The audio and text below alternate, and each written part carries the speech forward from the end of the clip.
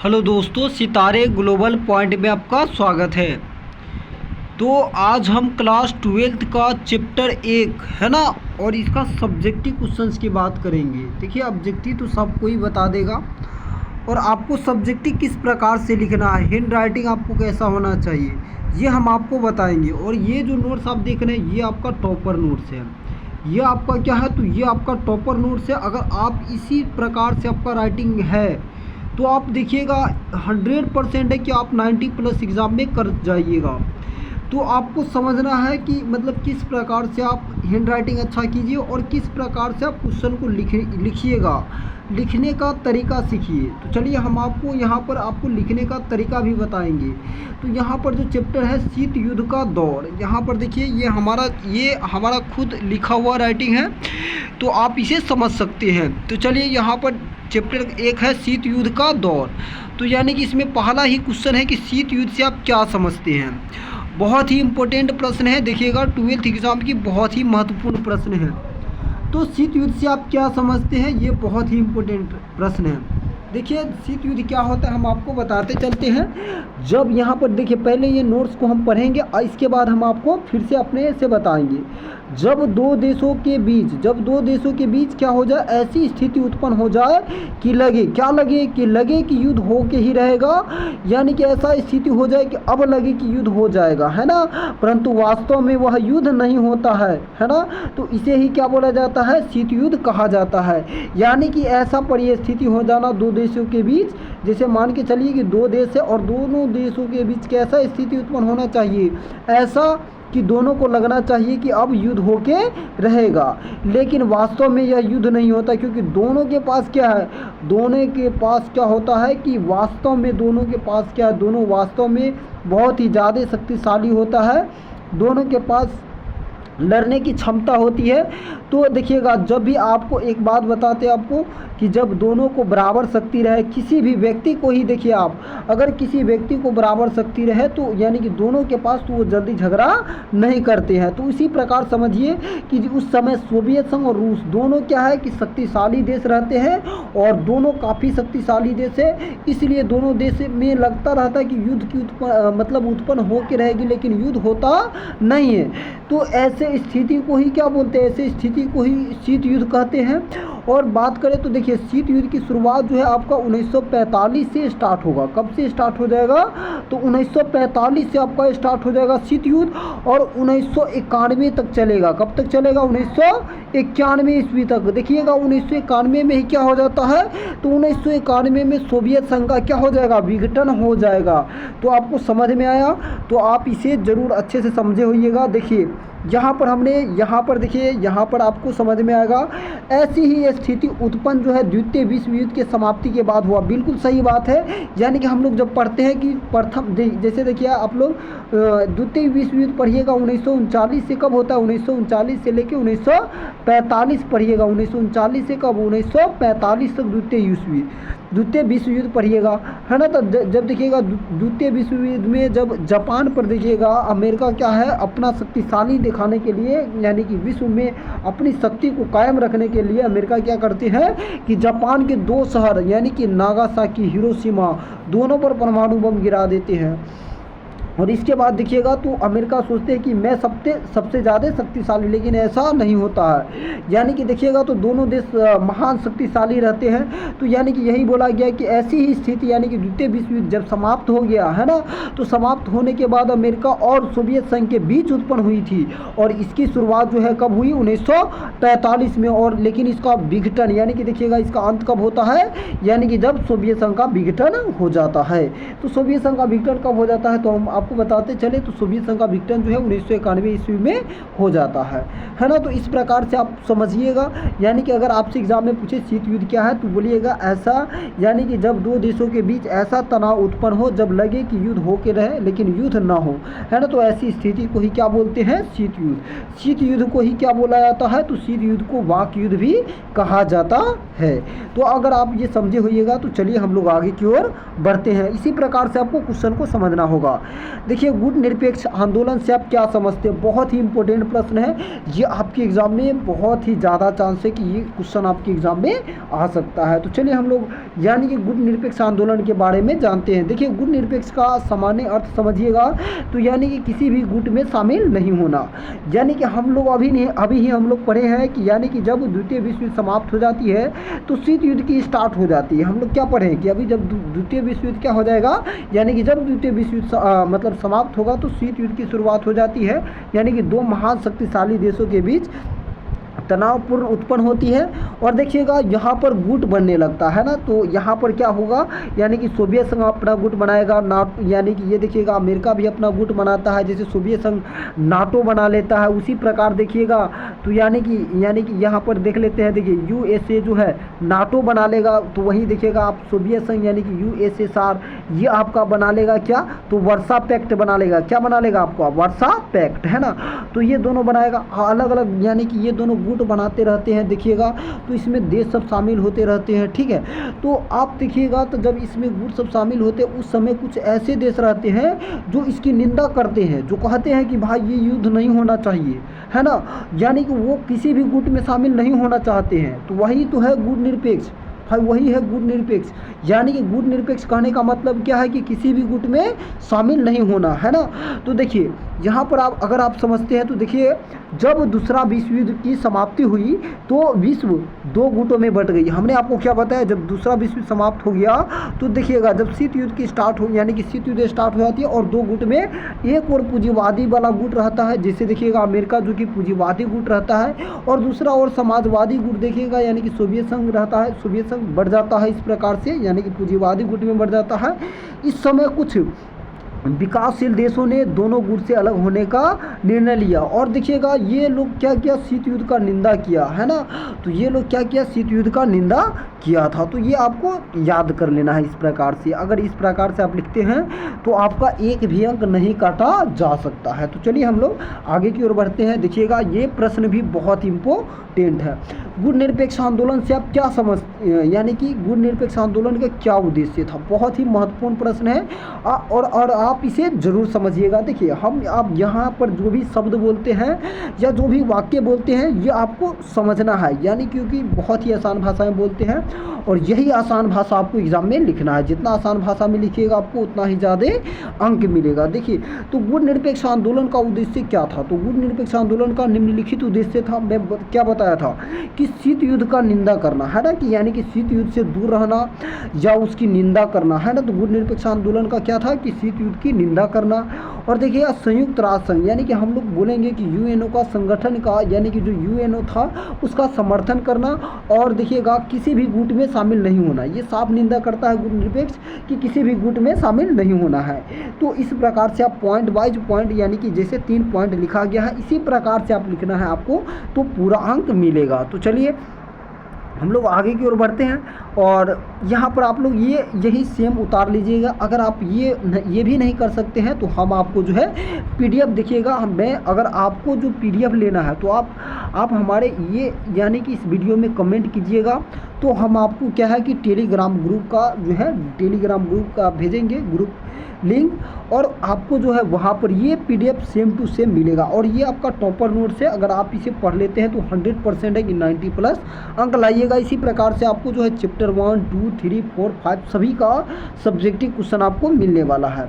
तो चलिए हम लोग आगे की ओर बढ़ते हैं। अगला प्रश्न यहाँ पर देखिए, तो उन 3 देशों का नाम बताइए जिन्होंने गुट निरपेक्ष आंदोलन का आरंभ किया था, उनके नेताओं का नाम क्या था। तो बहुत ही आसान प्रश्न है, यानी कि ऐसे देश का नाम बताना है जो गुट निरपेक्ष आंदोलन का समर्थन किया और उनके नेता का नाम बता देना है। तो देखिए उन 3 देशों का नाम और नेताओं का नाम निम्न है जो गुट निरपेक्ष आंदोलन का क्या किया, यानी कि आरंभ किया, है ना। तो देखिए जोसेफ ब्रोज टिटो, आपको मालूम होगा कि जोसेफ ब्रोज टिटो जो है ये यूगोस्लाविया के थे, जबकि आप जानते होइएगा कि पंडित जवाहरलाल नेहरू हमारे भारत के ही प्राइम मिनिस्टर थे, और सुकुर्नो जो कि इंडोनेशिया के हैं, और गमाल अब्दुल नासिर ये मिस्र के हैं।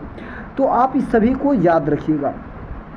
यहाँ पर देखिए तीसरी दुनिया से आप क्या समझते हैं। देखिए बहुत एग्जाम में पूछता है तीसरी दुनिया से आप क्या समझते हैं, दूसरी दुनिया से आप क्या समझते हैं, है ना। तो ये जो क्वेश्चन है बहुत ही महत्वपूर्ण हो जाता है। यानी कि मैं आपको बता दूं तो तीसरी दुनिया का वही देश था जो यानी कि दोनों गुटों से अलग रहा, है ना। यानी कि दोनों गुटों से जो अलग रहा जो देश, यानी कि पूंजीवादी गुट से और समाजवादी गुटों से, तो वही देश क्या कहलाया, तो वही देश कहलाया तीसरी दुनिया का देश।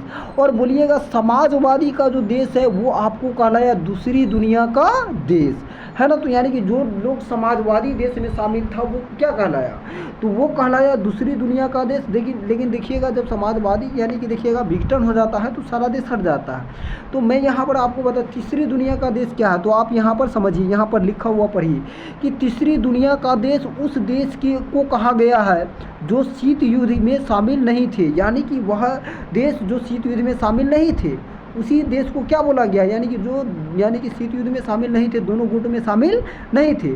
अर्थात जो देश गुट निरपेक्ष आंदोलन में शामिल थे वही क्या है, यानी कि जो देश गुट निरपेक्ष आंदोलन में शामिल थे वही देश क्या है, तीसरी दुनिया का देश है। तो आपको ज़रूर समझ में आया होगा। तो चलिए हम लोग आगे की ओर बढ़ेंगे। अगला प्रश्न आप देखिएगा। देखिए अगला प्रश्न क्या है, तो विश्व बैंक, यानी कि विश्व बैंक की बात करते हैं तो इसी को बोला जाता है वर्ल्ड बैंक।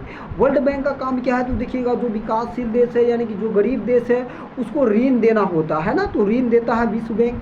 तो यहाँ पर देखिए यही बात दिखा है। विश्व बैंक की पहले स्थापना की बात करें तो विश्व बैंक की स्थापना 1945 ईस्वी में हुई थी, ये आपको लिखना है। और इसका मुख्यालय देखिएगा अमेरिका के राजधानी वाशिंगटन डीसी में है ना। तो इसका राजधानी कहाँ है विश्व बैंक की, तो अमेरिका की राजधानी वाशिंगटन डीसी में है। और इसका उद्देश्य क्या है, तो इसका उद्देश्य है विकासशील देशों को ऋण प्रदान करना, यानी कि कर्जा देना और उन्हें मजबूत बनाना। तो आप इसे जरूर समझे होइएगा और आपको बहुत ही अच्छे से समझ में आया होगा, क्योंकि इतने अच्छे से कोई भी आपको बता नहीं सकता है। तो चलिए हम लोग आगे की ओर बढ़ते हैं। अगला यहाँ पर आप प्रश्न देखिएगा।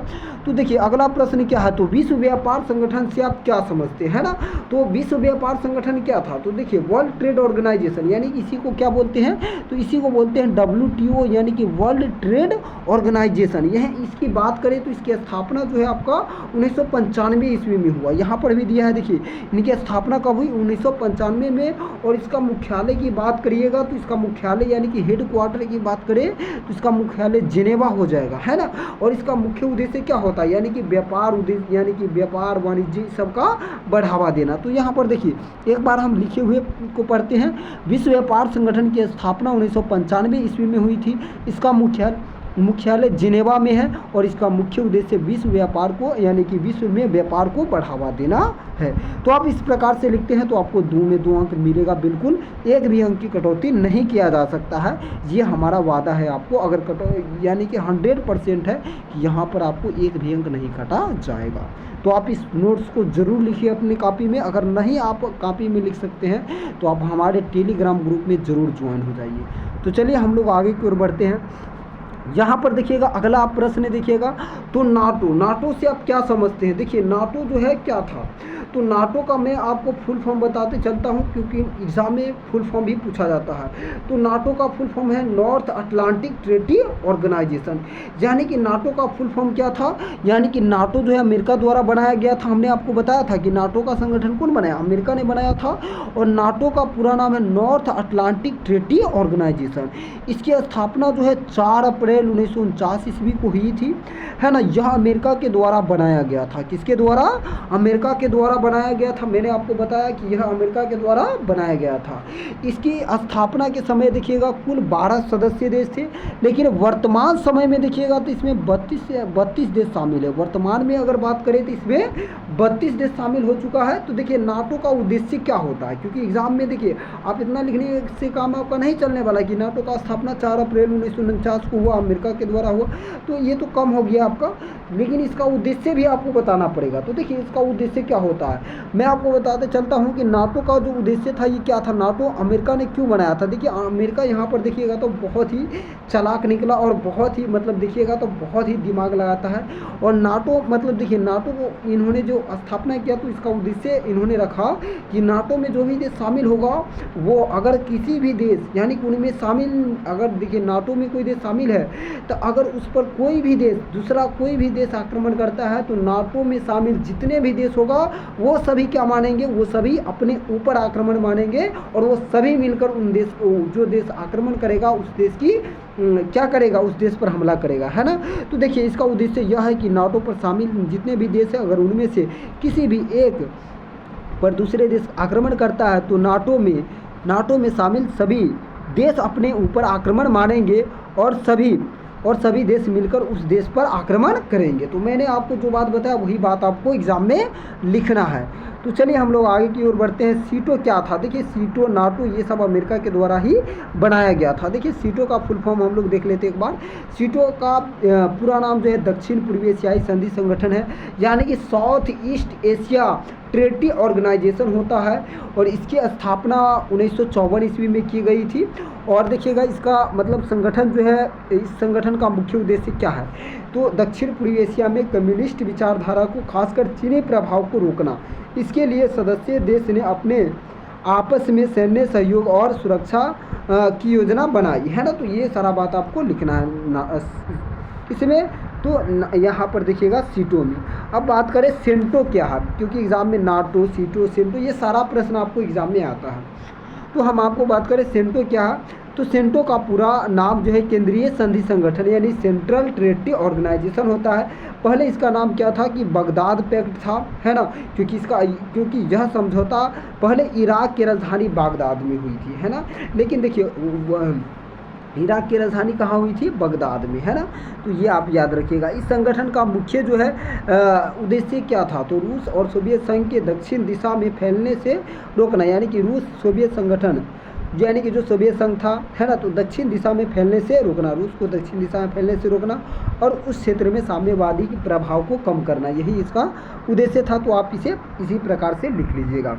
तो चलिए हम लोग आगे की ओर बढ़ते हैं। वर्सा पैक्ट, हमने आपको वर्सा पैक्ट भी बताया था कि वर्सा पैक्ट कौन बनाया था, तो वर्सा पैक्ट जो है आपका सोवियत संघ ने बनाया था। देखिएगा वर्सा पैक्ट, जिसे हम वर्सा संधि के रूप से भी जाना जाता है, सोवियत संघ और उसके पूर्वी यूरोपीय उपग्रह राज्यों के बीच एक सैन्य गठबंधन है। इसकी स्थापना 14 मई 1955 को पोलैंड की राजधानी वार्सा में की गई थी, है ना।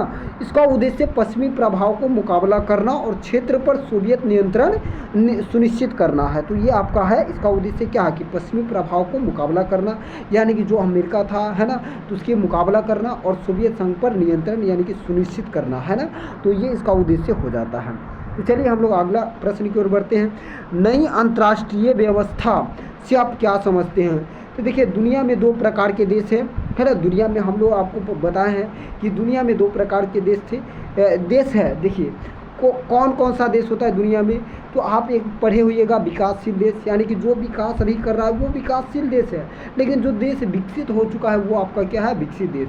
तो विकासशील देशों की स्थिति यानी कि खराब हो गई थी, यानी कि खराब होती है ना। तो उस देशों की स्थिति को उत्तम रखने के लिए, यानी कि अच्छा बनाए रखने के लिए, है ना, तो यहाँ पर यही बात है, यानी कि विकासशील देशों यानी कि लेकिन विकसित देशों की स्थिति बहुत ही उत्तम होती है।